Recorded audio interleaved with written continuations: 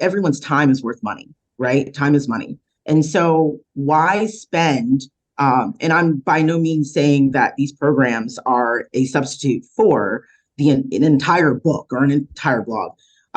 But why not use these to generate outlines, or you know what I mean, or what I call the meat potatoes of a blog or a book that cuts down drastically the amount of time that you need to create this content, thereby saving you money in the long run and time in the long run. I Yeah. actually did a presentation recently, and for the Verizon Small Business Digital Readiness Program, and I told the audience, I said, I gave a chart, a graphic, and I said, this is, I listed, blog creation, marketing plan, and all of this stuff.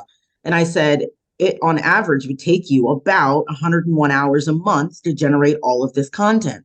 Why not use AI to shave that down? I think I shaved it down to like 8 to 12 hours or something like that. If you're a beginner, why not shave down all of that time so that you can then move your efforts to something that's more important?